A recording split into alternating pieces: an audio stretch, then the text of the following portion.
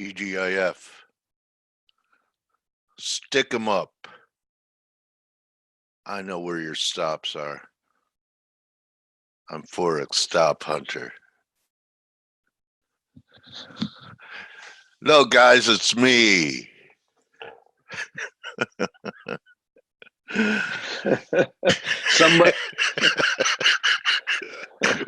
Somebody's in the mood today, right? Huh?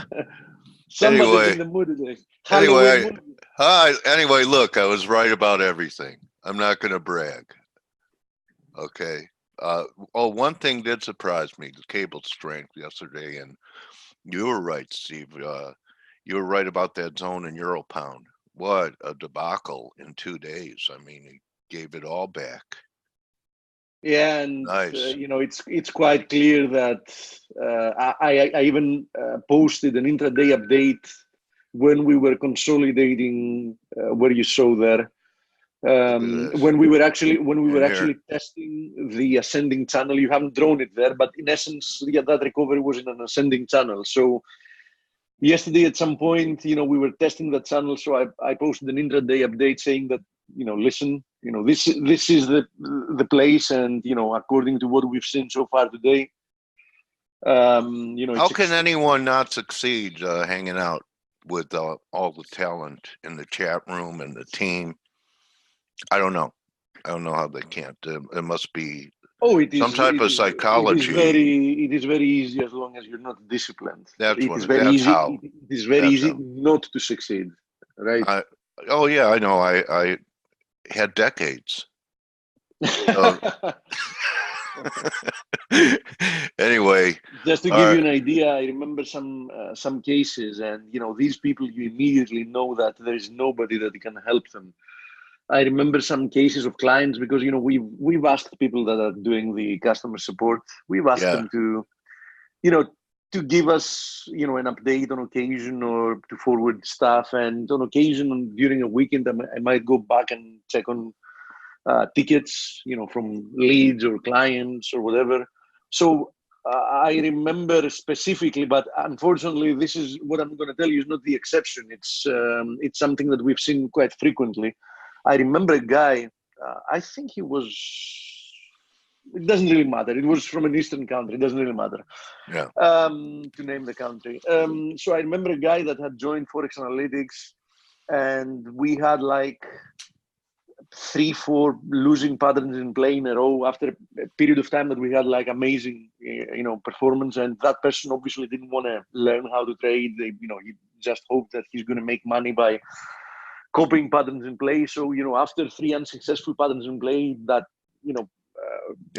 were totally down, like the 3 of them, like 1.5%, which is nothing of a drawdown, right? Right. So he was swearing and like, you're useless and you can't do anything. And, you're trying to imagine what kind of person thinks that they can make money without having a 1.5% drawdown. And in advance that these are the people that are going to lose their money in the markets. End of story. And they over leverage. And you know what? I tell everyone, I don't care what it is, but you really can't make a valid assessment of the quality of, say, a money manager or a signal service or research that you pay for. You have to give it at least 90 days. Anything less than that, you're not getting the full picture, because everyone goes through a period, and you have, some people just look at, you're wrong a trade or two in the first week, and they're off looking for the holy grail that doesn't exist. And it's, again, not having patience and having unrealistic expectations, and more than that, being lazy. Yeah. Okay. Totally. So I think the biggest enemy for people that want to, be traders is that they don't work hard enough at it, and they don't spend enough time in the learning curve with screen time, and they just want money to drop into their account. And I don't know what planet they're on. Like I don't know what planet they're on. Anyway, it was I think a pretty dynamic week. We have a breakdown in gold after that CPI. Steve, you and I were talking about it when it was Coach, starting listen, to have trouble. The move lower in gold, theoretically speaking, from a fundamental perspective, Rates. is to be no, it's not rates. It's real rates. Real rates. Okay. Real rates. Real rates. Because don't forget what we got the last couple of days is the following. We got weaker inflation data. So theoretically speaking, I'm not going to go over the conversation of the CPI again, although if we continued to have as low volatility as we had earlier in the week, I would devote half an hour as we did the other day speaking about monetary policy, the Fed, etc. I would do that for the CPI because more than that, you have breakouts in the 10 and 30 year. Yes, we have nominal rates moving higher, and concurrently we had some weaker inflation data. What does that mean? It means that the market currently sees a move higher in real rates. And yes, gold and silver are correlated over time with real rates. Yeah. And the reason is the very basic opportunity cost. Yeah. Since gold and silver don't have a dividend, they don't pay any kind of a rent, they don't have a coupon. When that's lovely over a cocktail or a cup of coffee. The key was yesterday we talked about it after the number came out that we were getting a failure, and we broke back to the throwover line. And today we're back underneath the throwover line. So yes, look, which tells me that this is a more complex correction. And the 1430 in your the reason I still say correction is I say correction. The price action you see so far, does it look impulsive to you? No. Exactly. So the problem I've mentioned that 100 times here. The problem with corrective moves is that they can become a lot more complex than you initially expect. So it looked like we might have found a bottom, but if you remember, I was very conservative with that. What was I saying that I needed to see in order to be, to have high conviction that we have actually found a low? I wanted both gold and silver to break out above the corrective descending channels. None of them did that. Both of them found resistance at the trend line resistance of the channel. Good call. So I think we're still in an unfolding correction. And yes, there is a decent likelihood now that we failed again, that we might even see lower prices, in which case I think that gold can, even pull back towards there like 1430. 1420, 1430, 1440, all of them are. It'd be that magic blue speed line right there. Yeah, I mean, I see other levels as well, other reasons. No, well. that's it. That's the only line that'll work. Okay, if you say so. All right, man. No reason everyone draw this line, okay? All right. No reason all right. Anyway, rates up, risk on. Where are you at with the S&P's taking out 2960? I kind of thought I don't have a position anymore. The rest of my half short got stopped at breakout. Okay. At breakout, oh my God, break even. I'm too tired. Break even, yeah. I mean, I'm too tired after this week. Yeah, got stopped out on the rest, 50% at break even. So that's it. I took profits on half of it, and the other half, nothing. So yesterday we were talking about the wick and that we needed a close in euro above the wedge line, and we didn't get it. We got it today. So far we're getting it today, but obviously the end of the week. Obviously, the elephant in the room is what we've seen happening to cable, right? Yeah. I mean, we're talking about a massive move. It was inevitable. It was inevitable. I didn't see it. At some point, it will happen. And because the Dixie is on the verge of breaking down. You wanted more. It has broken down from the first. Oh, it has now? Support. Okay. Now, from the first area of support. Okay, it's not yet in a downtrend, right? Yeah. But it has. And let me. Why don't you grab the screen? I'm doing so as we speak. Because I already told, our community I was right about everything today. Why don't you turn your camera on? Let's have a real conversation. You want me to turn my camera on? Yeah, yeah. Let's. Everyone has to use their camera today. It's camera day. What do you think, Okay. Face? There you go. I Look have at Steve. Tom and Jerry. Look, Look at. he's like a 9-year-old. What do you think? Him and Jason watch cartoons together. Anyway, all right. So go ahead, take it away, bro. So as Joe is a very mean guy. yeah, I know. He's a He real put it in bastard. chat. You know, he could put it privately. Joe, come on, man. I hate that guy, Joe. He's very annoying. I'm kidding. Yeah, anyway, he's just jealous because once he met you in New York in person, he couldn't let you go back to Stelios. So I know. Anyway. But get I over told it, him, Joe. I'm a very devoted guy. I'm with the same woman for 15 years and with the same man for how many years is it, Stelios? I'm kidding. Turn your camera on, Stel. It's camera day. Hey, I'm not doing that. You have to.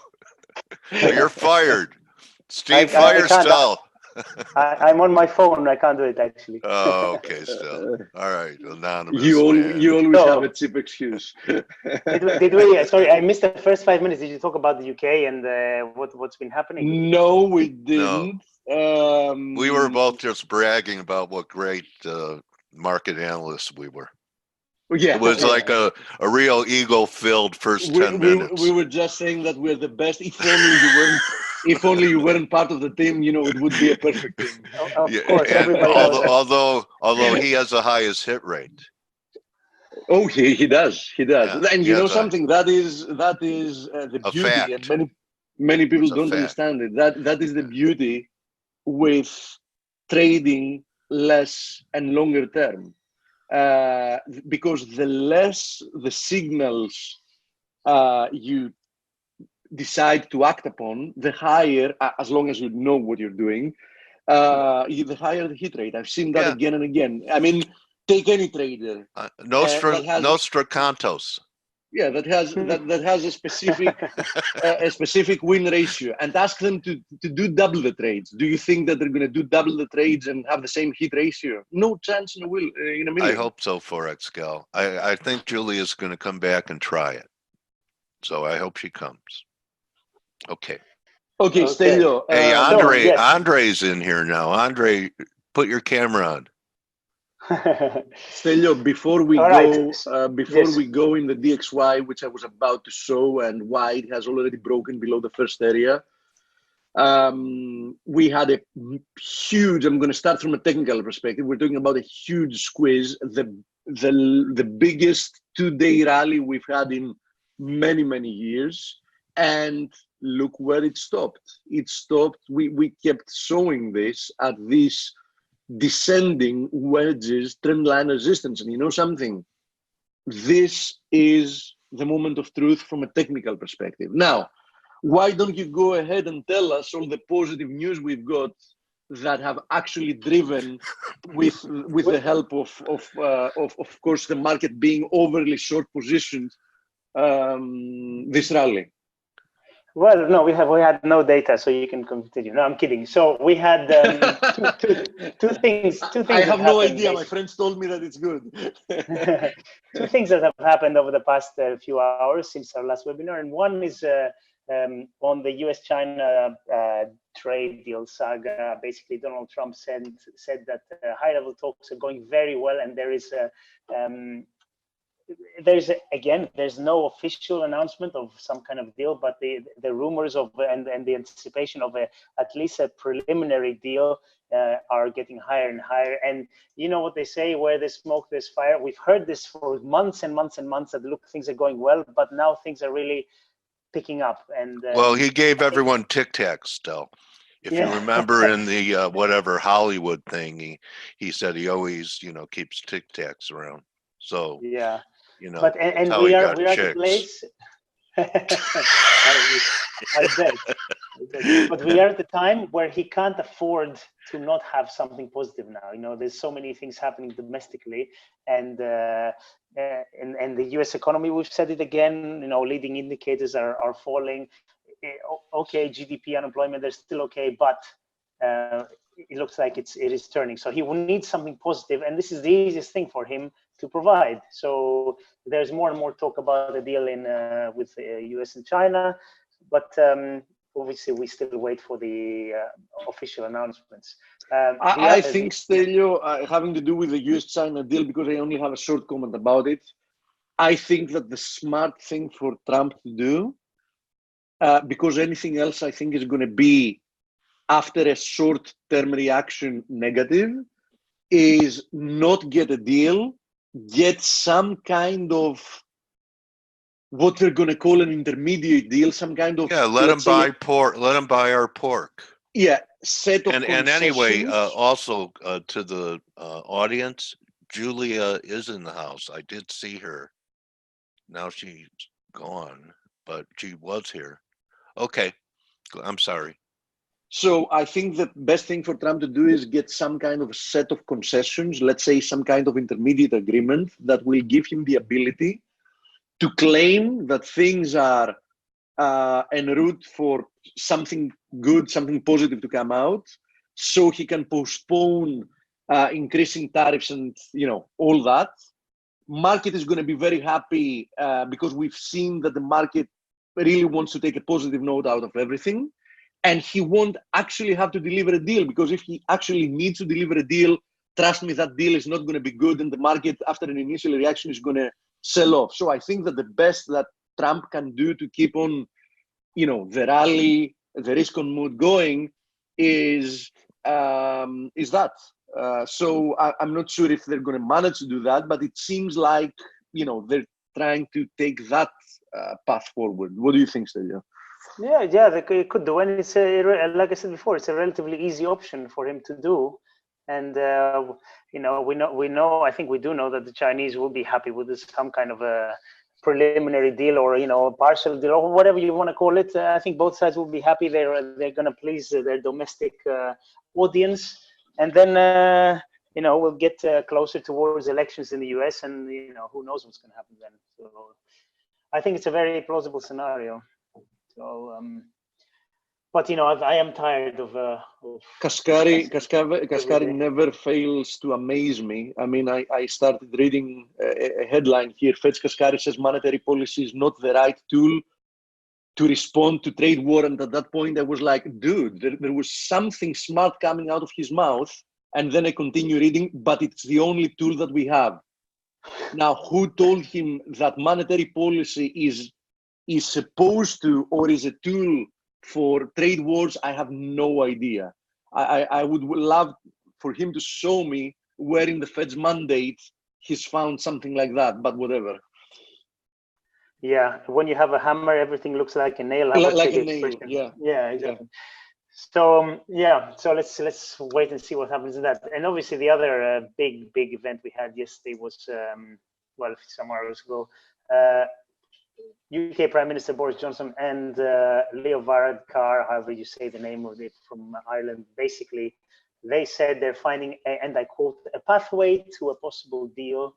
And this has been met with some positive comments from Europe. Donald Tusk said it's promising, and it's being poured over right now, as from what I understand. And Barnier was also positive. So we've seen the pound. I've also seen the big banks come out and, in essence, verify, and we know that they have access, to more details than we do as citizens and as the audience. It seems they seem to be also emanating, some positive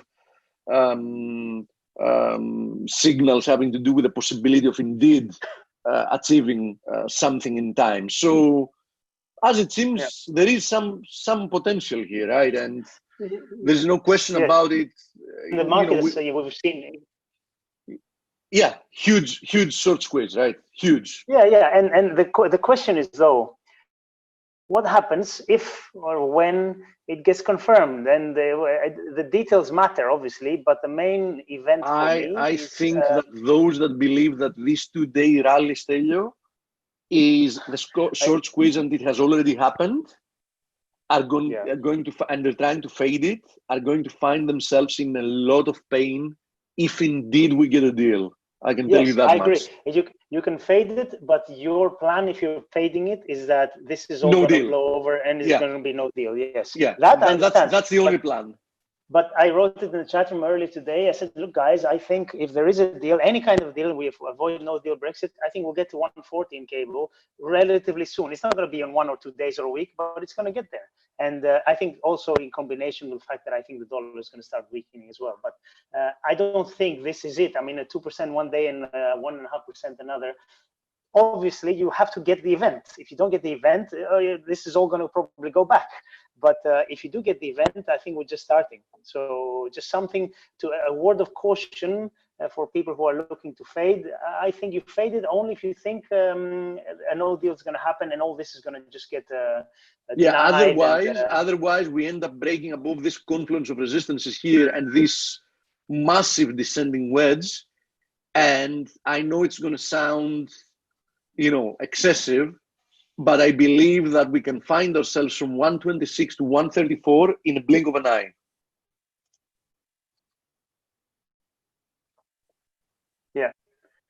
Yeah, I mean, again, I'm not saying don't fade it. I'm just saying if you fade it, you know what your plan is. The plan is no deal. Otherwise, I think it's goodbye. Yeah. Yeah, I think personally, I've been wrong in the past, but I think that's how it's going to be. So, you're more times right than wrong, and that's the best anybody can hope for themselves. It's kind of like the Howie Mandel era. Yeah. So let's make a deal. Who's Howie Mandel? Oh yeah. You know that show? Yeah, some time ago, right? Oh, there we go. We have an unexpected guest in the show. Oh, who is that? His pussy. Oh, nice. Harry, this is not the time, baby. Yeah. Okay. She wants something, your cat. That's why she came to that's my male cat. I also. Oh, okay. Well, he wants something. That's when they come. Yeah, he does. He wants to be here. He wants to be hugged. Dogs. Just affection, not food or. No. He's like he's the closest thing you've seen to a dog. Oh. I rescued him when he was 7 days old, and he thinks I'm his mommy because I actually had to bottle feed him for 3 weeks. His bearded mummy. He's gonna need some therapy, man. So he thinks I'm his mommy. Actually, we have Canadian data in 7 minutes, so that's going to be worth watching. Employment data. I remember last month it was a huge print, and that's going to be interesting to see. But apart from those two things, I don't have that much. There was something else I wanted to say. I forgot. Oh yeah, there was oil is rallying because I don't know if you mentioned it. There was an Iranian tanker which was hit by missiles apparently near in Saudi Arabia. So we're inside the port of Saudi Arabia. So that's causing oil to spike. You get.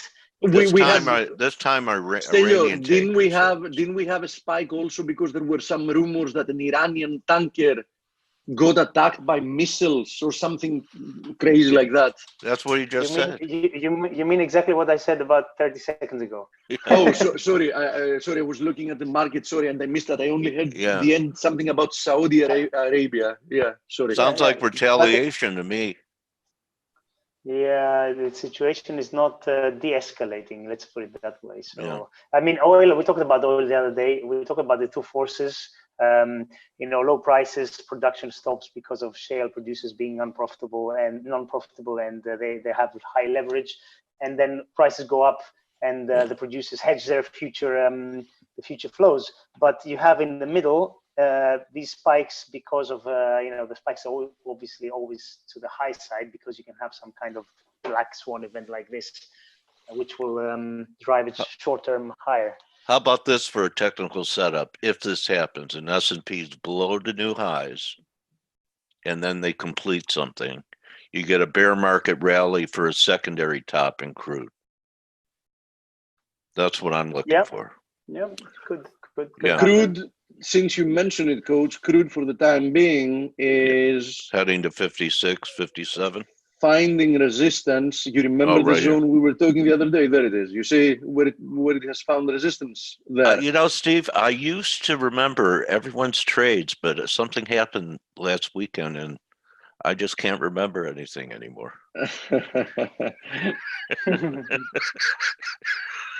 There it is. So Sorry, we're finding man. resistance. I don't remember. Yeah, in fact, I want to see the transcript to verify.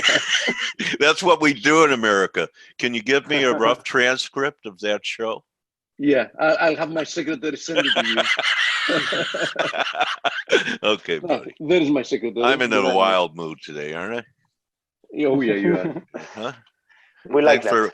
Thanks for putting up with me, guys. You know, I know Man, we love you, I'm man. a character. You know, we have a comment from Thomas says, for years President Trump has said that China is a currency manipulator, and there is a talk about some form of currency deal, Plaza Accord 2.0. Yeah, not exactly that. First of all, second of all, I can give you, but it's not the time, unfortunately, to do it today, because it's one of the several economic misconceptions that I would want to speak about, and I think it's going to be useful, but not today, because we've had a lot of movements in the markets, and I want to jump directly in the charts. But I can tell you, we have, as you said, we do have employment data, and let's switch to the USD CAD, by the way. But I can tell you one thing for sure. The fact that China's currency is undervalued, which it is, I can give you any type of argument that you want, explaining to you why it is in the benefit of the US and not at the cost of the US, right? I mean, how would the US consumer substitute more expensive Chinese products? By doing what? By producing them locally. That ship has sailed already. And you know, they will have to import from a more expensive country. Exactly. So if we assume, first of all, I don't understand the China of tactic. Chinese soft manipulation on its currency is actually hurting Chinese people, because what they're doing is they're importing foreign inflation, because when you're actually buying treasuries in exchange of actual products, what you're doing, in essence, indirectly, is importing US inflation, A. B, you're adapting partially the monetary policy of the US. And most importantly, what you're doing is you're making your products expensive for people that are actually working there. You're also importing pollution. I mean, it's easy for us in the Western world to say, oh my God, look at China, look at India. I mean, they have all that pollution, and then they're asking us why we're not doing much as Western world. And it's a valid argument. The question that many aren't asking is the following. How are they producing pollution? Mostly because they're producing the items that we are consuming and we want to buy at low prices, right? So we're importing those items. They have to work for them. They have to buy the materials. They have to use the materials. They have to use their workforce. They have to emit pollution to go through their factories, and then we import them at a discounted price. So having to do with how the US economy is currently functioning, for example, and it's not only the US economy, why is a cheap yuan a bad thing for the US? Why? The US and China are not, in essence, competing for the same markets having to do with exports. Still, I don't know if I'm not seeing something. Please go ahead and correct me. No, I agree. No, it's a cheap yuan is helping products become more affordable, right, in the US. So, you know, I agree. I don't have any comments really. Steve, you can turn your webcam off. Someone says it makes the screen drastically smaller when we're using the webcam. Although I guess they could fix it on the side, but yeah, done. Okay, so we have the USD CAD. USD CAD yesterday got rejected once again from the confluence of resistances at 133.50. And there we are, 30 seconds away from employment data out of Canada. So let's see what we get. We have expectation that 10,000 jobs were created and that the unemployment rate is going to stay at 5.7%. So let's see what we get. And then we're going to go on. Let's keep an eye on revisions as well. But yeah. 3 seconds. Okay, let's see in a second now. Oh, it's strong. Oh, it's 53 5 1.7. times what's expected, and unemployment rate down 0.2%. With a Participation rate dropped as well. Yeah, small smaller. drop in participation rate. And Yeah, that's if, of course, as to be expected, we already see an immediate move lower in USD CAD because the Canadian dollar is strengthening due to this data, currently pushing the lows of the days. Pay attention to this purple ascending triangle trend line support, and keep in mind that if we actually manage to breach through that, then we are facing a test of the long-term ascending channel, which currently passes from 130, 135.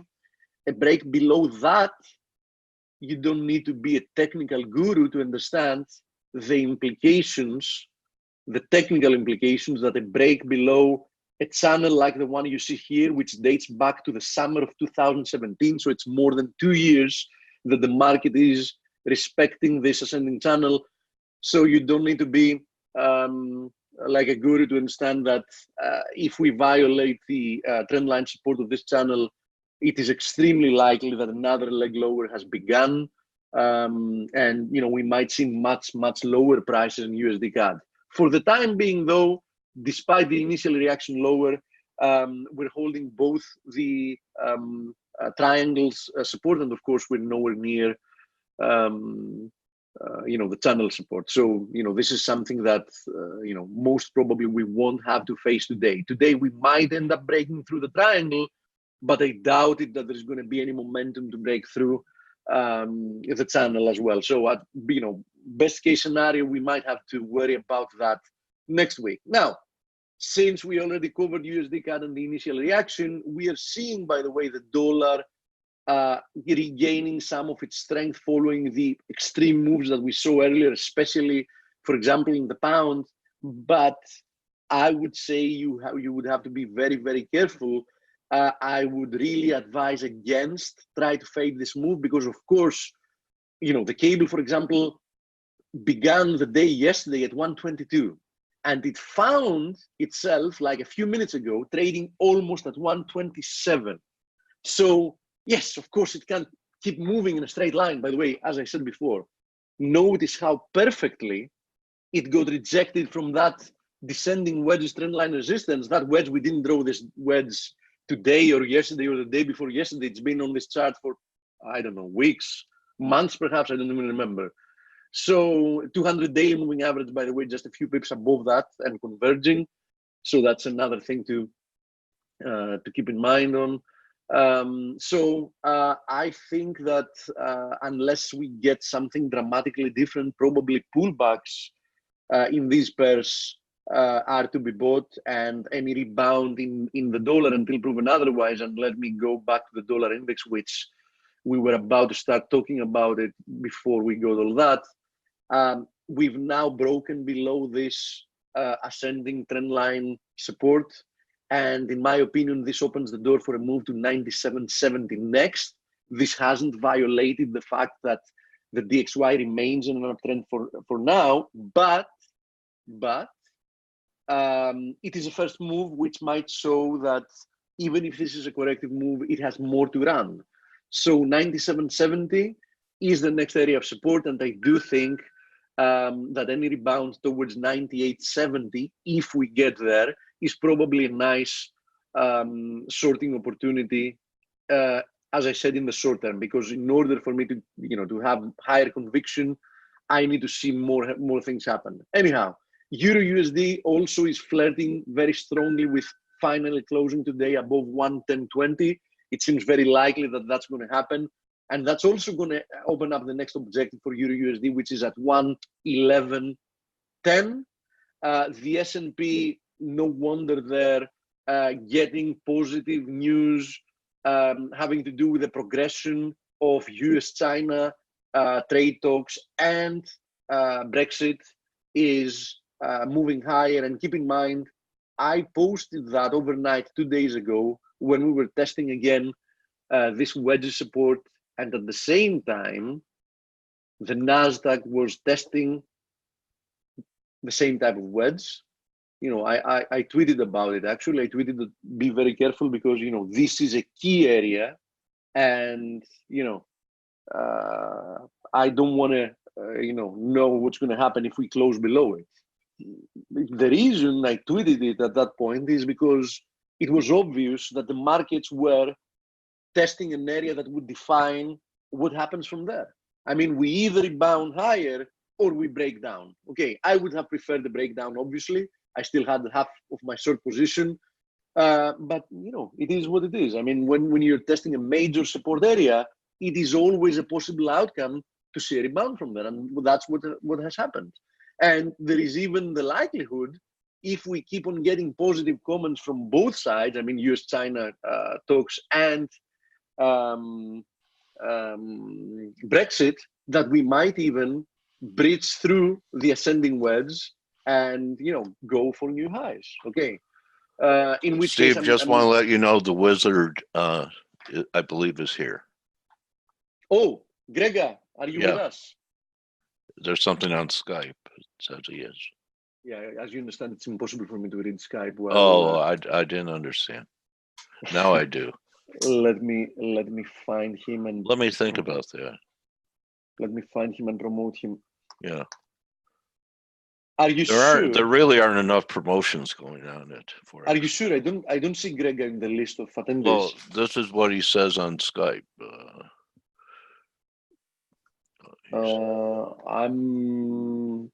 He says, Steve, Greg, are you there, mate? Me, yes, coming at 5:35 a minute ago. Oh, he's coming. Ah, he's coming. Okay, because I don't see him. Okay. Okay. Okay. So if he writes again and he says that he is on, please let me know. Okay. Okay. So I can pass it to him. USD CAD, by the way, as we speak, testing that triangle support at the same time. That's the previous low. So 132.10, an important support area. Below that, 131.30, as I said. So if we do break below 132.10, I think we have another 80 pips to the downside.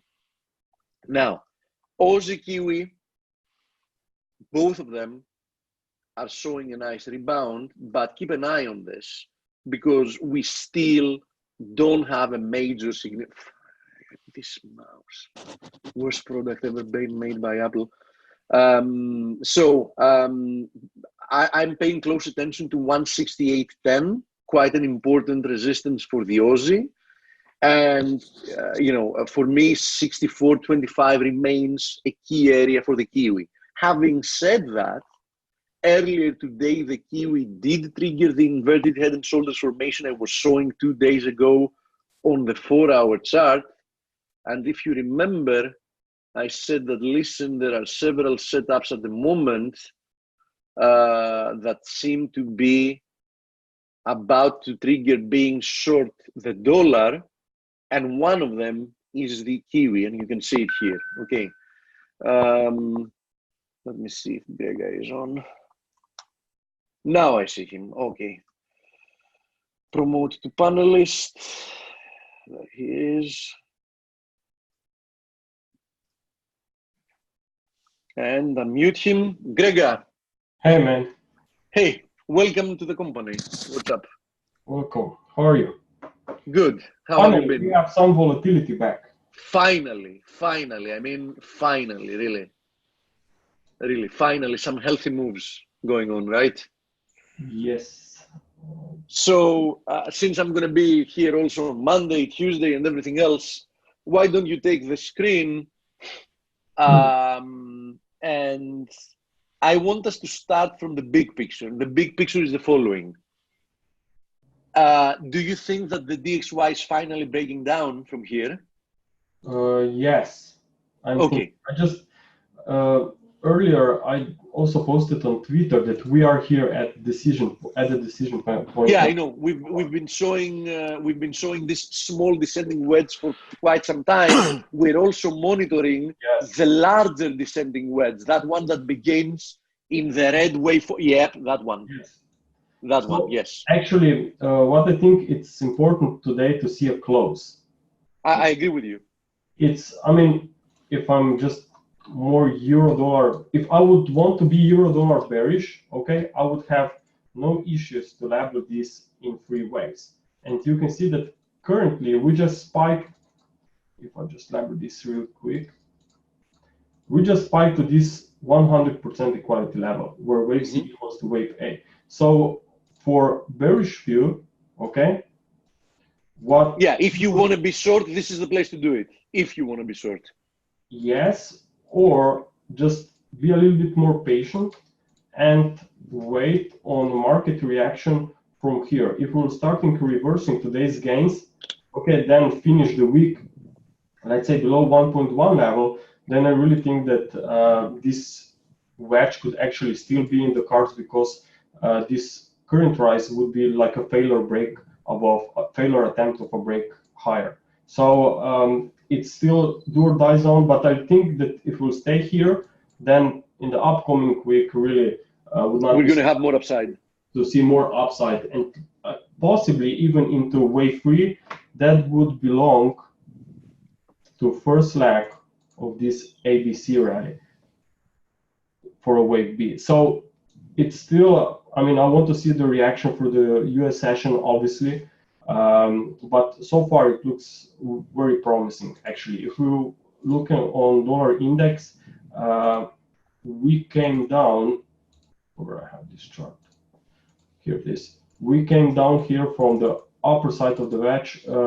Yeah, I have the same channel as you, but you know what else I have, and that's what got me short the dollar early today. This, if you draw an ascending trend line from where wave 4 finished. Yes. Yeah. If you draw, yeah, exactly. That. Yeah. So again, that break. We have to see, yes, this weekly close. But what I really like the most is that this current reversal came from a new high after. Yeah, it was a beautiful overthrow that occurred previously. So yeah, beautiful overthrow.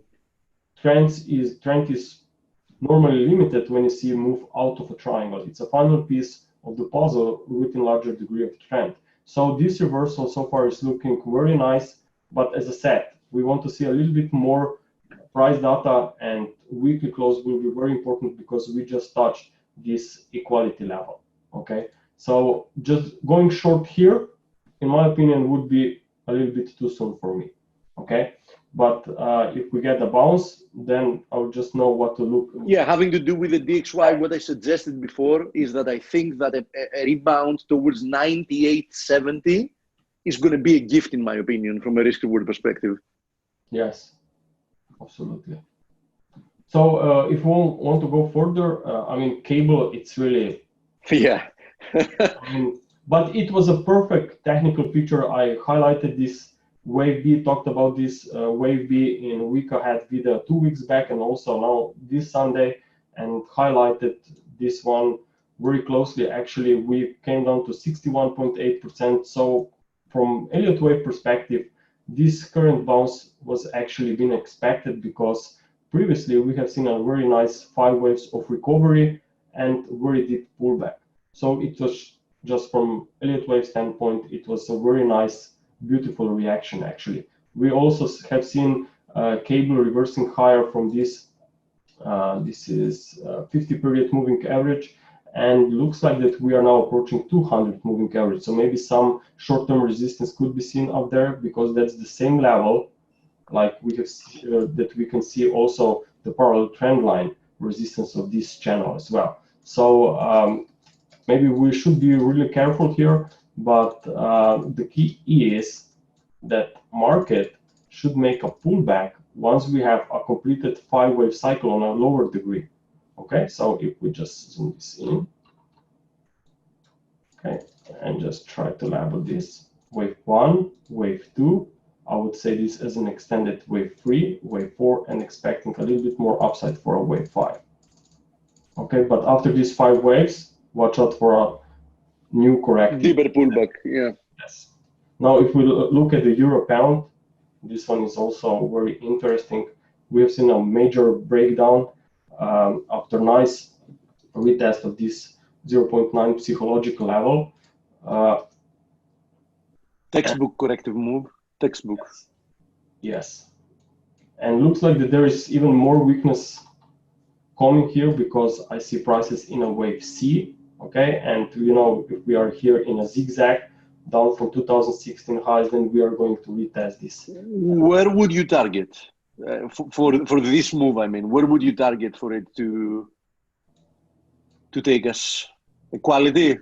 Yes, of course, always equality. And also, as I see right now, this equality comes right in this consolidation that occurred on the way up back in March of 2000. So below 80 cents, from what I see, we have equality there, right? Yes.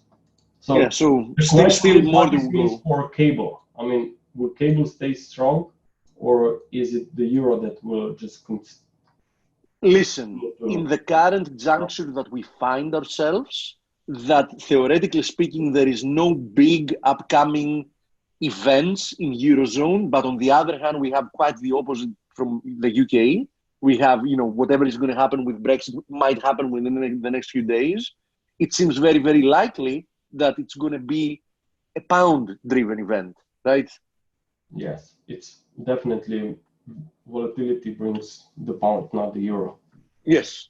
Yes. Actually, we have, I'm not sure if I covered this chart in last week in webinar here, but I think that I talked about it, or at least in a week ahead video.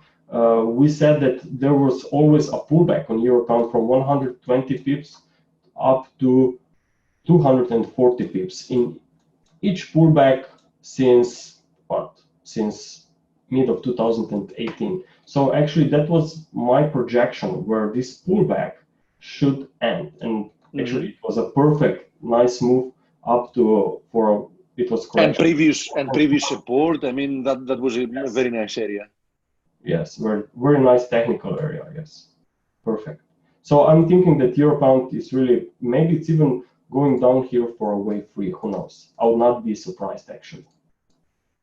If we do get a Brexit deal, it's going to be a wave 3. Trust me about that. Yes, of course. I mean, and it looks the price action is pointing in this direction. Tell me something, Greg. You believe that it's quite possible that we had already found corrective lows in gold and silver, and as it seems, the correction is likely more complex than initially expected. So the major question is, double zigzag, what kind of a correction do you see unfolding after this failure?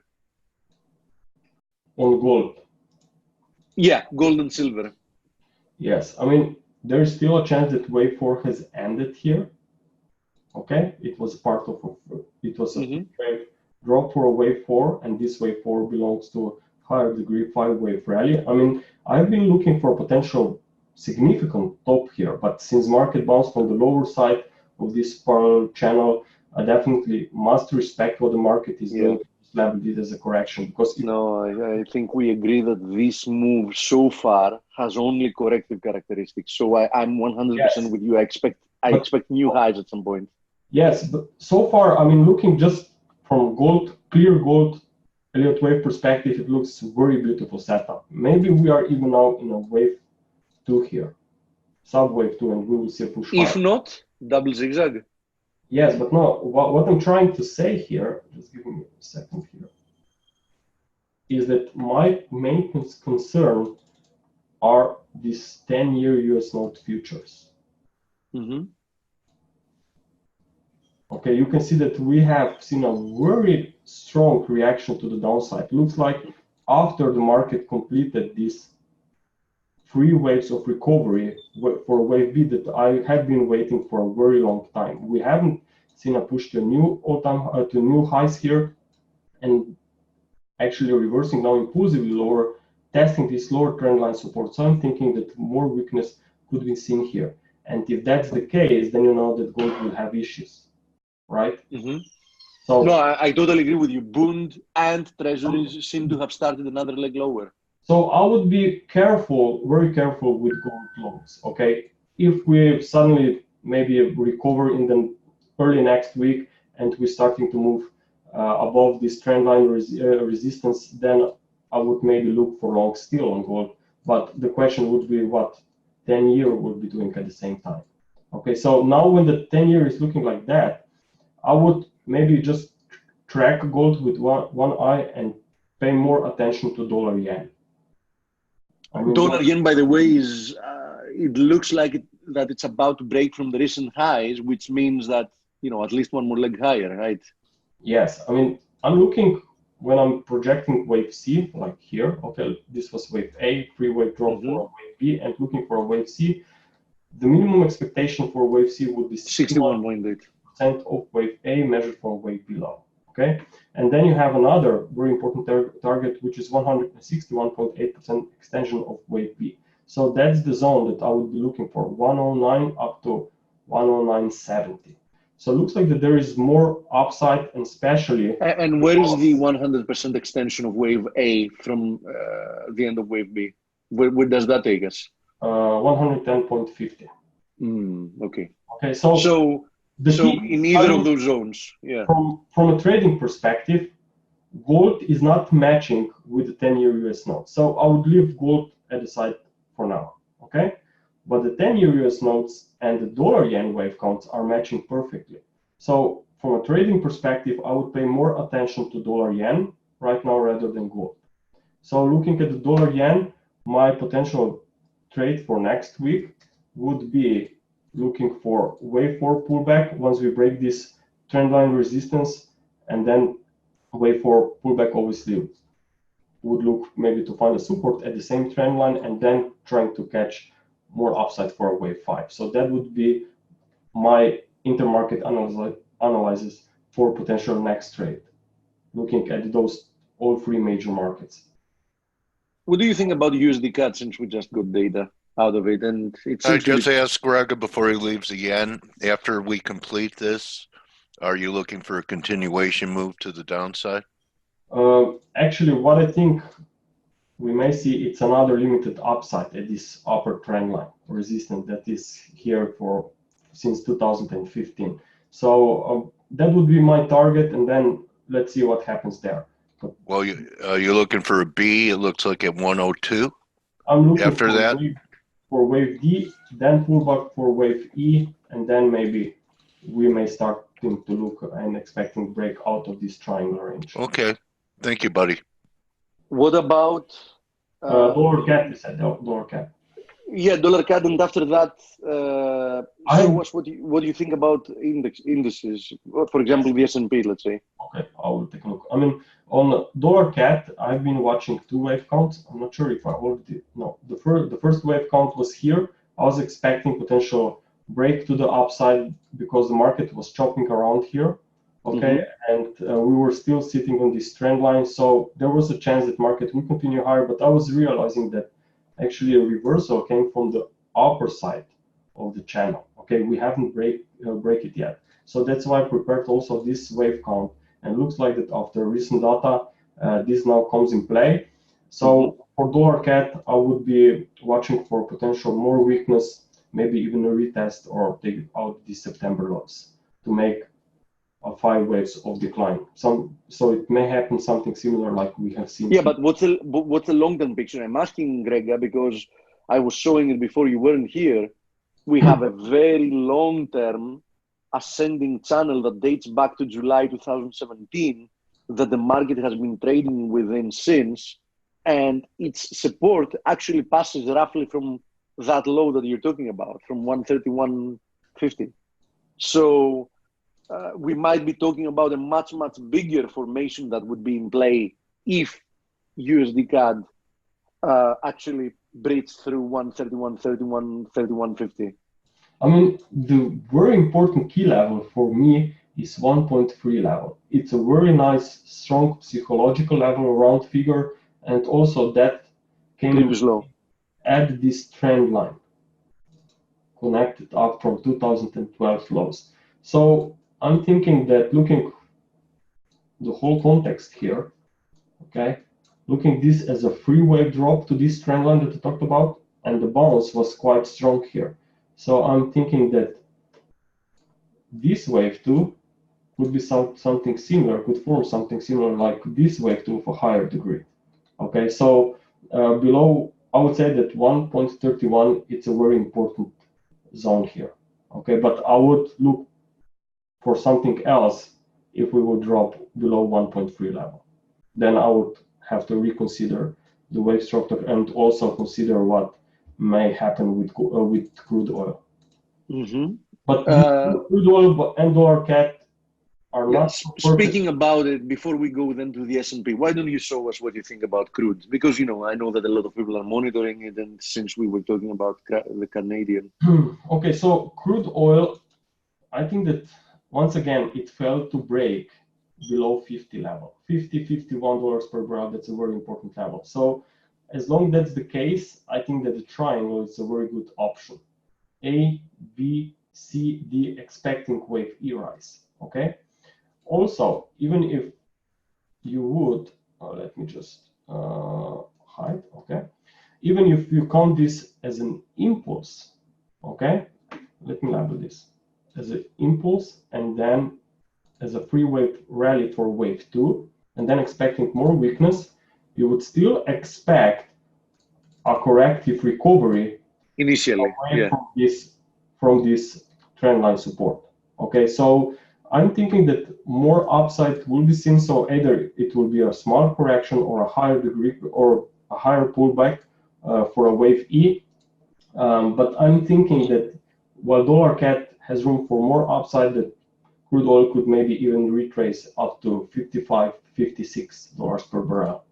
But there, I would be very, very careful because the triangle could come to an end because we are stepping into this. But from what I understand, in both your accounts, you think that this unfolding rebound is to eventually be sold for lower prices. Yeah. Exactly. Okay, very interesting. Now, let's go to the main dish. S&P stocks. What happens from here? As you know, I have changed my bias and turned bullish on stocks a week or 2 weeks back. And the reason was very simple. I mean, I was expecting and looking for a reversal lower away from that blue trend line. We have seen a drop, okay, but nothing significant. A drop came only in 3 waves. So as soon as I saw this bounce and especially this overlap with this wave A, I knew that I cannot count this impulsively anymore. So it was obvious for me that it was a correction. So this bounce was actually a very nice, clear 5 waves up from that October 3rd low. Okay, and then we have seen a deep pullback in 3 waves. So I'm thinking about more upside now. It's still 5-wave move underway from here. Okay, so just expecting more upside after minor retracement. Maybe the support will be found at these previous highs, 29.60. But I really would not be surprised if we're just starting to move slowly back towards the all-time highs. It's really, I mean, I just have to respect what is going on a higher degree. No, I agree. And from what I see, you have like a large ascending wedge being the formation in which we currently are, right? Yes, exactly. I mean, it's always when we touched new high for the last year, 2 years, we have seen a reversal lower. So maybe we should respect this kind of personality on the stocks, and I would not expect anything significant here from the bullish side, but just probably temporarily limited. Doesn't it look a little bit like the price action we've had during the past more than a year, whatever it is, in the DXY, but with a little bit of lag? Yes, it could be, yes. Doesn't it look a little bit like a fractal of the DXY with some lag? Yes, I know what you mean, yes. And that we Good point. It could be, yes. That Volgi, Nostra Volgi. What is really interesting here, that even if we are here maybe forming a triangle, okay, as I said earlier, each leg out of a triangle will be final sequence within a larger degree of trend. So even here, when we reach a new high, later I would expect a reversal. Okay, so considering both scenarios, I really should not be surprised if Yeah, that was what I was saying earlier in when I covered the S&P, that if we get all those positive news getting verified, I wouldn't be surprised if we produce an overthrow from the wedge I've drawn, which its resistance currently passes from 3,050. So speaking or assuming an overthrow, it would mean above that. 3,200. 3,100, 3,150, who knows? Yeah, absolutely. Julia's Anything here. else? Also, maybe someone is trading single stocks. Maybe now it's time to look at this. I mean, there's a Tesla probably. Oh, okay, yeah, let's see it. And then Julia's here. I mean, Tesla made a very nice rebound here, and now it looks like forming a correction, maybe a triangle on the way up. So if the S&P and stocks in general are going to reach new all-time highs, then Bear market rally in Tesla. Yes, and looking at Microsoft, also a triangle formation here. Yeah. Also, I mean, it's a clear sideways move at the highs. Normally, It's been the strength all the way through every correction. Microsoft has given back the least and has always been the first to make new highs. You are very right. The leader. If you remember, the last time we dumped lower in the S&P, I mean that big corrective move we had in the end of 2018, I was actually looking at Microsoft on occasion, and they were saying that something, the move in Microsoft looks corrective in nature. So despite the S&P back then showing some signs that perhaps the move lower was impulsive, Microsoft was hanging in there in a clearly corrective pattern. Yeah. So we know when we have 5, now that we've seen Greg's look on Microsoft being a market leader, when that has 5, the broader market should be a pretty good short. And actually, or something. The S&P. Yeah. Thank you, Grega. Thank you very much, Grega. It was, as always, nice having you. And have a great weekend. Enjoy the weekend, mate. You too. But so, Coach, do we? You have the guest you had yesterday. Yeah, we're going to try it, see if the connection's better. Okay, let's give it a shot and see. Okay, it's a full moon, so anything can happen, Julia. Do you think that the full moon is going to affect your internet connection? Yeah, I think it's going to affect everything. Okay, let's see. Everything, Steve. Not just our little micro world. Okay, Julia, I'm looking forward to hearing your voice loud and clear. Hello. Look at that. See, full moon. Yay. All right. Well, very nice to meet you, Julia. To share your screen, you just go to that green share box. Okay. This is very intimate. Yeah, it's a beautiful thing. So I'm glad you see. I know you're a trader because you're persistent and you came back. Okay, yeah. We always have to come back. So, how many times have you been knocked down to the canvas and had to get up again? I think I've been knocked down to the floor and then scratched the bottom of the canvas. Okay, well, that's what it takes is perseverance. So before we get into your technical work, I'm always interested in how people end up becoming traders or analysts or run a service or mentor. How did it happen for you? What were you doing right before you broke into trading, or someone that you can blame introduced you to it?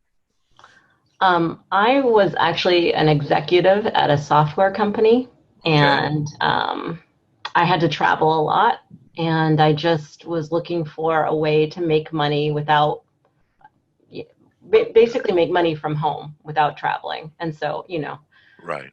Yeah, that's it. So that was it. So you saw some online ad about make money at home, learn how to trade Forex, something like that, or what? What? No. I just, I had a retirement account, and I was actively managing that, but really I was just doing things I liked. So like I liked Netflix, so I bought it. I liked Apple, so I bought a lot of that. I just bought things that I liked, and they were like doing really well. So I Okay. thought I could do that. Okay, and what brought you into technical analysis? You started looking at patterns. You know, who influenced you? Were there any books or anything like that, or someone that you met on Twitter that mentored you at your beginning? I didn't join Twitter till pretty late, but I was on StockTwits for a while, and Okay. that didn't go very well for me because I find that I'm very easily influenced by people. So Yeah. yeah, it was just like a cheerleading festival, and I couldn't understand why things were happening. And my personality, I really have to understand why things are important and why things are happening, and I can't just be bullish or bearish. I have to understand. Okay. But I started charting things really just because every time I would buy something, it would go down, and I was trying to understand how I was so consistent. So that was basically it. Okay. So, okay, let's get to what your setups are and some of the things you're looking at. And Okay. interesting, martini glasses, ambulances, rocket ships, you know, very creative, and, you know, makes me smile to look at those kind of things on a chart. So you're an Oh, entertainer as well as a trader. thank you. Yeah, I had to put those there because it psychologically, it's.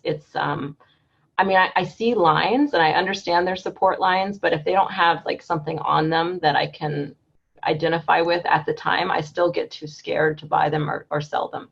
So that's why I put the symbols there, just to remind myself that it was something that I planned. Okay. Yeah. All right. Do you journal Yes, I do. still? Yeah, it's Okay. more than ever. Because yeah, because Because why? it's like to make money live.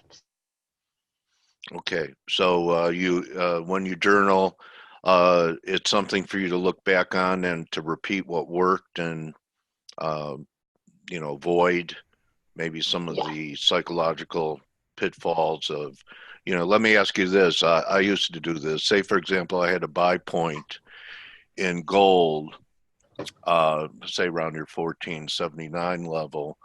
Hmm. Um, you know, what I would do is I will go, well, if I really believe it's going to 1479 and it's trading 1515, I should short it.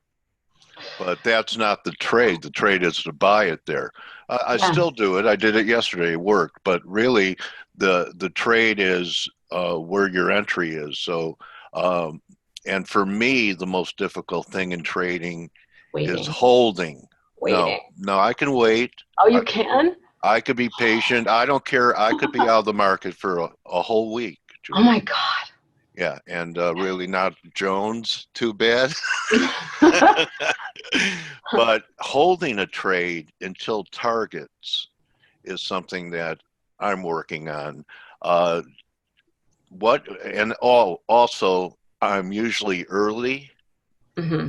and I've learned to overcome that by piecing in Yes. rather than being all in, all out. So why don't you tell us about some of the money management techniques you use to trade?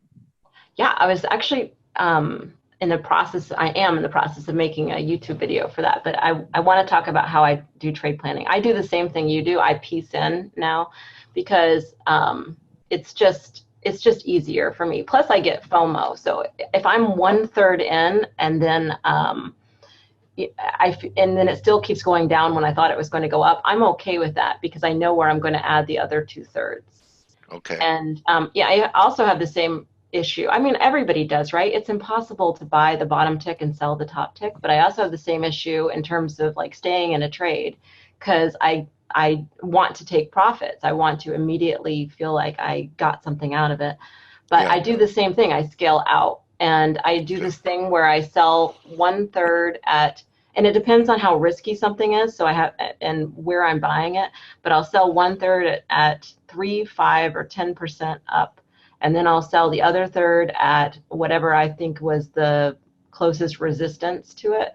And Okay. then I'll keep the last third just going And then hopefully if it back tests that past resistance, I'll buy in again.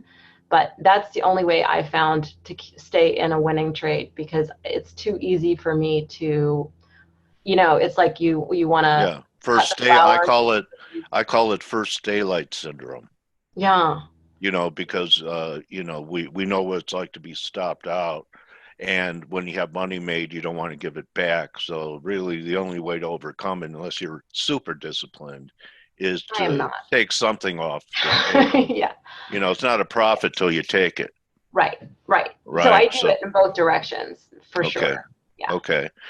So tell us what you're seeing here in gold. We had I believe CPI yesterday had a classic stop hunt over that 1510 level on the news and failed. So are you looking to get long above that? I am. Okay. I am. And I probably should have shorted it like you. It sounds like you did yesterday. That was smart. But I didn't, because as you said, I was just waiting for the trade that I'm waiting for. Okay. But yeah, I'm looking to get long. If you see the martini line here, it's the previous resistance for this wedgie type thing that happened. And it did retest here, but everybody called out this head and shoulders. I think might have been early. You can tell when I drew, I think I drew this when it was right here. But it started to happen, it failed, and then of course everybody started in with that was too obvious, and so of course now it then had to go down because it was too obvious. It was like a double reverso whammy. But anyway, do you correlate gold with any other instrument? Other than sentiment, I do not. No. Okay. No. Because I don't understand the correlations, to be quite honest. Like people have tried to explain it to me many times, the yen connection and the dollar connection, and every time somebody explains it to me, it seems like it does the opposite of what they told me it would do. So they disconnect at times. Yeah, and it seems like I'm only interested right before they get disconnected. I don't know why. Maybe I should take that as a sign. Okay. All right, so you're looking at 1479 as a potential buy point here.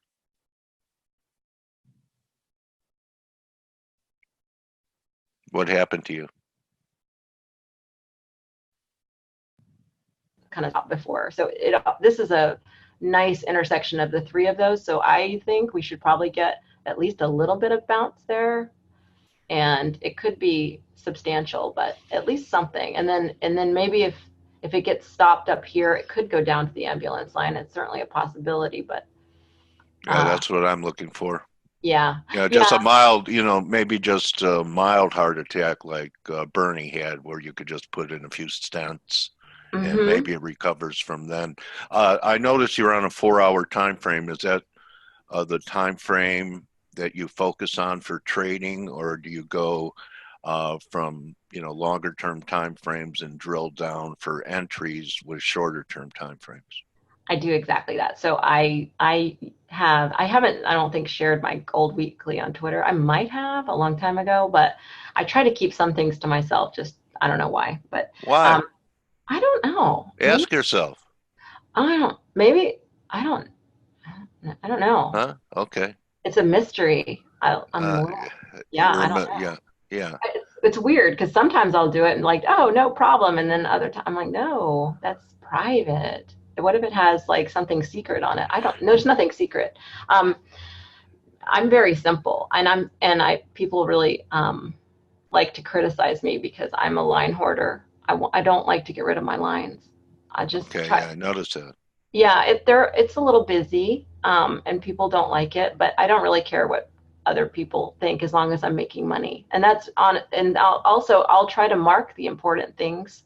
So, and I'll try to say it out loud. And I feel like if I mark it and I say it out loud, then I don't care about making people happy so much as making money. Okay. Well, yeah. I mean, that's very practical. When you talk about you don't care what people think, do you have like a chat room, or you work with people during market hours? Do you have a community? What do you mean by Is it just Twitter? You get Just comments? just Twitter. I used to be part of a chat room, but it seemed like like I said, I'm very impressionable. So if I see somebody I respect and like going a certain way, it's hard for me to continue to feel the way that I felt. And then I'm doomed if they're right, and I'm doomed if they're not right, right? Because if they're right, then I start to doubt myself, and if they're not right, then I still blame myself for believing them. Or what, you know what I mean? Yeah. Like, yeah. So I felt like I needed to know myself, and then it's nice if they agree with me. That's like awesome.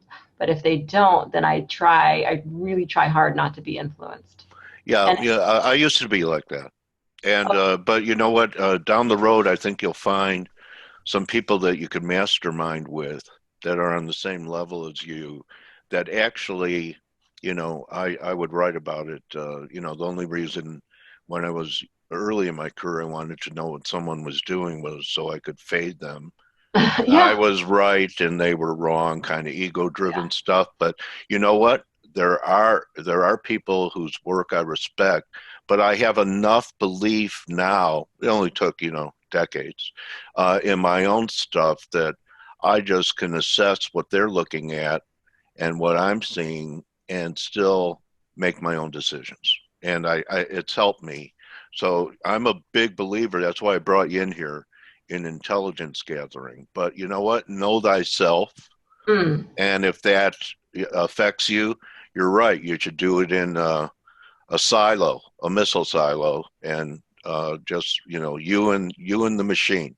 yeah. I got much more successful after, excuse me, I stopped watching CNBC. They don't like pay you, do they? No, No, yeah. no, they don't.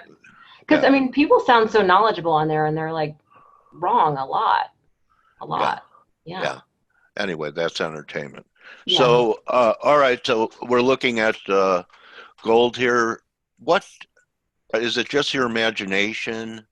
How do you come up with these lines? I call a lot of these lines because I draw them too, kind of like speed lines. And someone asked me to teach them, and I said, you just have to use your imagination and line up certain points and just keep drawing them and Mhm. then look to see if the market respects them and reacts off of them. Is that kind of what you do with these lines, or is there a method to your madness? Um, I don't Huh? even remember why I drew the line. You don't remember? Okay. Which one? Can you move your cursor there? And I'm losing you a little bit here. I don't hear you. You're breaking up. Yeah, it said I was unstable. Am I? It seems like You're stable now. You okay. must have taken your lithium. Yeah, something like that. All right. So I don't remember exactly why I drew this line way back when, but I can tell you what I do. It's not a secret. You can tell that not only am I a line hoarder, but I reuse the same lines over and over again. Whenever I find a really good line, I find that I can move it anywhere on the chart and it'll line up pretty well. So what I try to do is pick a few very good slopes and then just move my lines around. And the same thing for RSI. I try to pick a few very good slopes and then just move them around, and it works really well for me. Okay. Well, you know what? RSI is one of my major tools. I renamed it to the Real Simple Implicator. How do you use it? I use it just as well to validate support and resistance. So if I see price here, it looks like it got some divergence before it turned on this line. But let's see. So if I had, I'm trying to find an example. Yeah, it looks like a confirm low to me.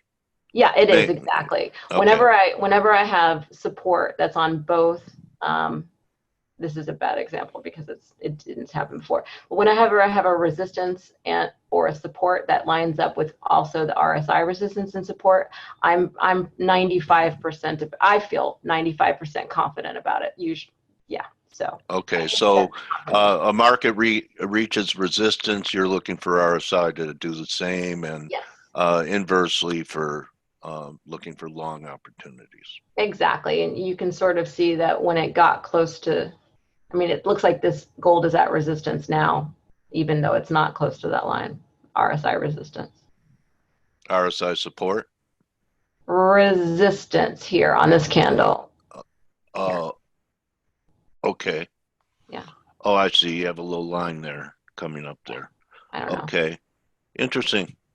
Yeah. Do you have any levels?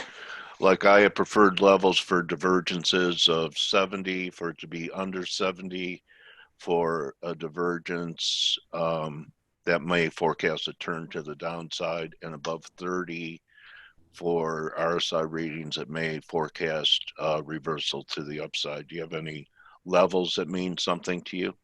I mean, when you get a 20 reading, Right. or an 80 reading, does that give you, what kind of market message does that give you? Well, I definitely look at where it is overall in the resistance, but you know, I'm not that sophisticated. I like what you're saying, so I'm going to take that and see if I can't do something with it. But Okay. I do have absolute levels. We all learn from each other. Yeah. Yeah. I do have absolute levels of RSI that I look for that are just straight lines. And it does seem like a lot of times when it gets to one of those, I mean, yeah, absolutely. When it's in the lower third of RSI and I see divergence starting to form, my ears start perking up. And sometimes I look for 3 points of divergence as opposed to just a divergent bottom. It depends. Oil, for example, on the 4 hour loves the 3 points, and so does gold usually. But sometimes I just go off of 2. It depends on what the price action is doing also. Okay. Any other instruments that you're focused in on that you'd like to share with us besides gold? Well, we could look at oil if you want. Okay, sure. So we held major support. Mm-hmm.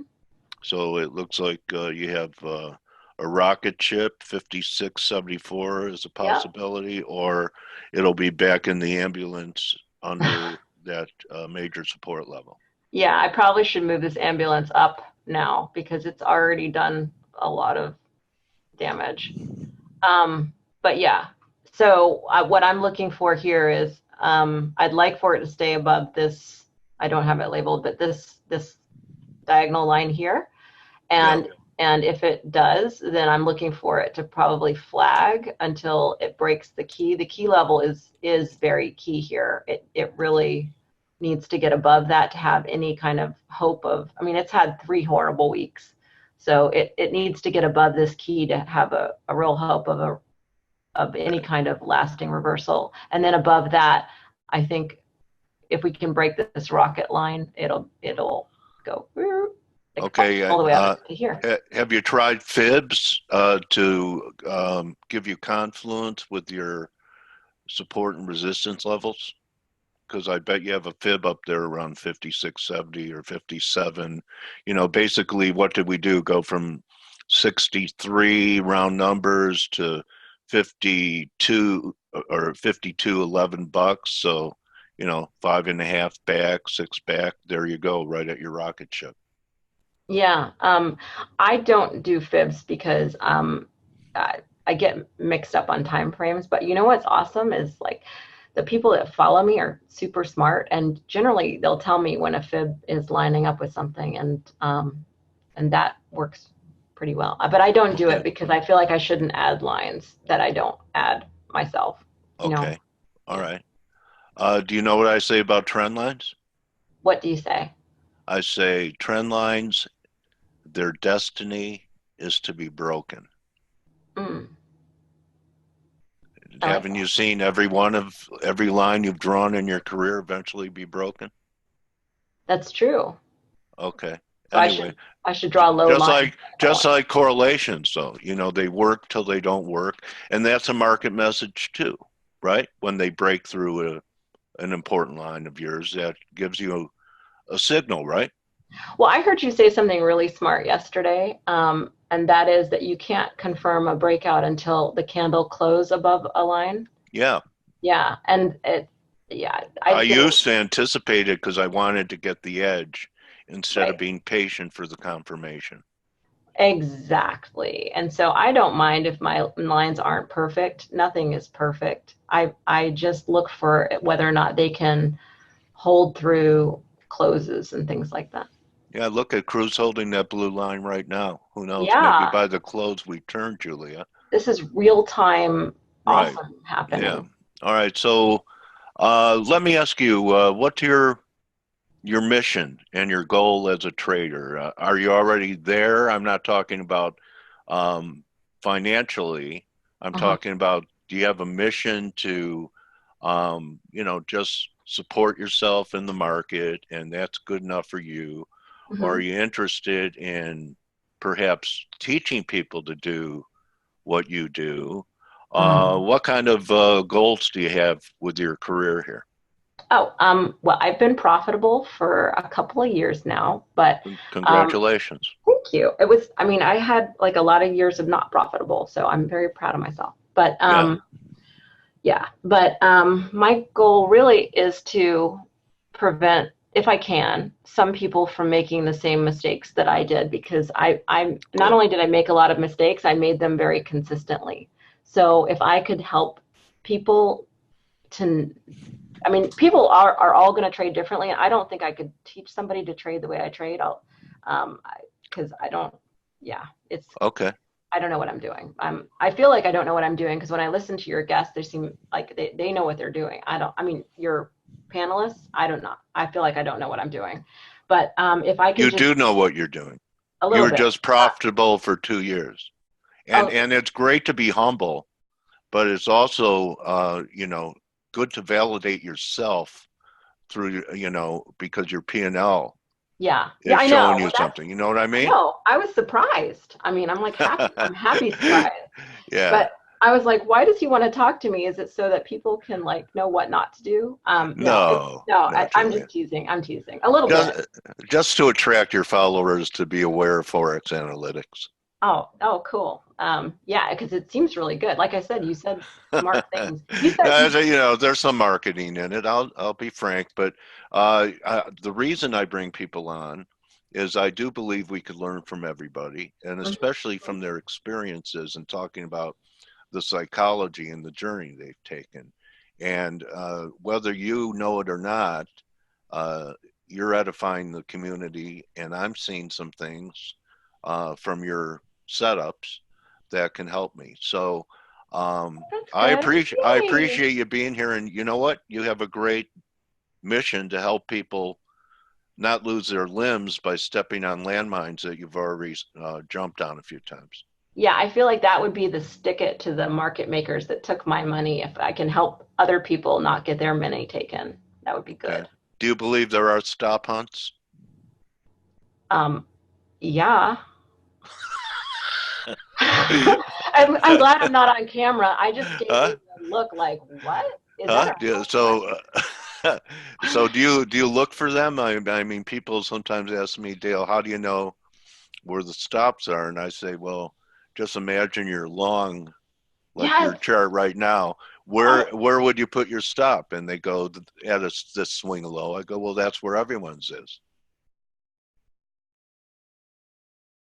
So they used to do it through open outcry. Now it's just done electronically, but it still happens.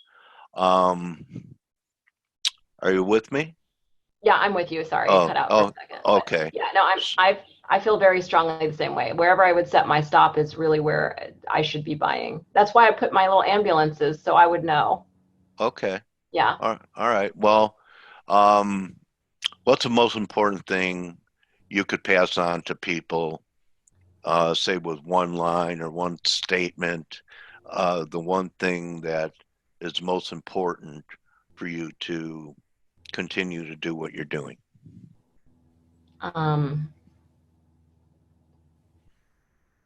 Just be fabulous. Okay. Yeah. Be fabulous. And okay. There is a full moon, Julia. Well, you know and what? I'll tell you what, it is the first time I've heard that advice. But you know what? I'm going to give it a shot. Yeah, you And know what? It's true. When you asked the harmonic guy yesterday how he could apply things to his life, I mean, yeah, like, yeah, these are all your mental problems are on your chart. So if you just focus on being fabulous and going through it, you're fine. Yeah. all right. Yeah. All right. Well, I'm with you.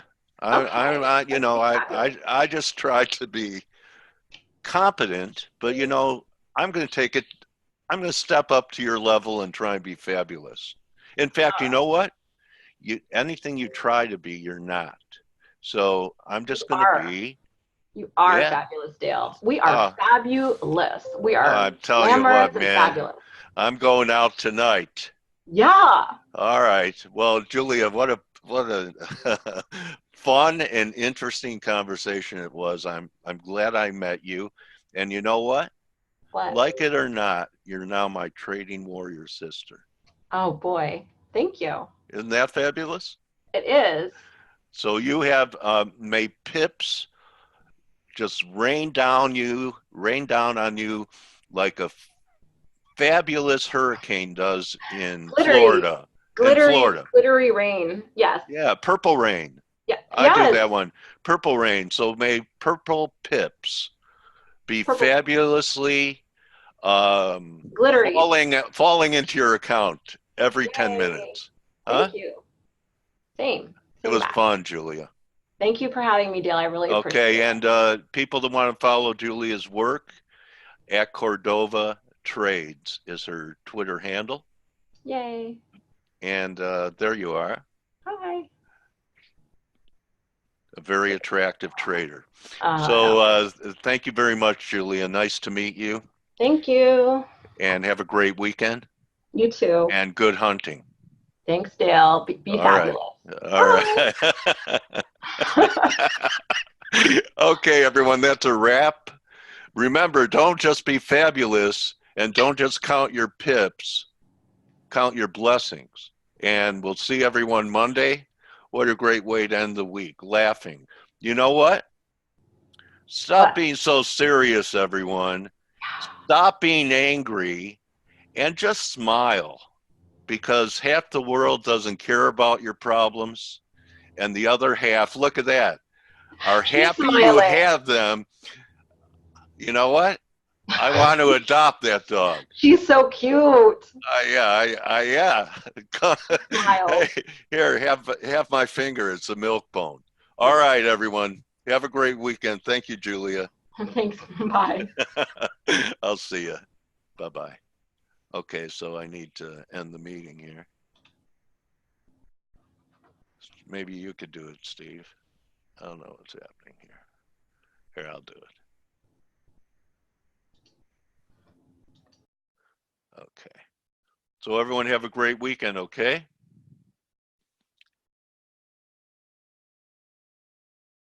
Adios.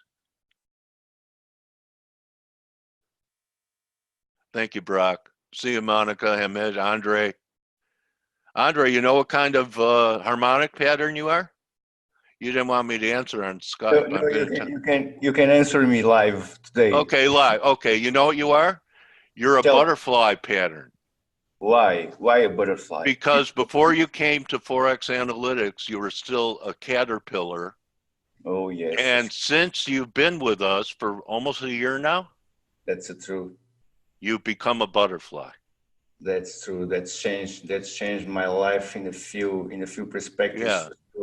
So anyway, You're not a caterpillar anymore, my handsome Portuguese buddy. All right? Have a nice weekend, everyone. You too, buddy. See ya. Adios.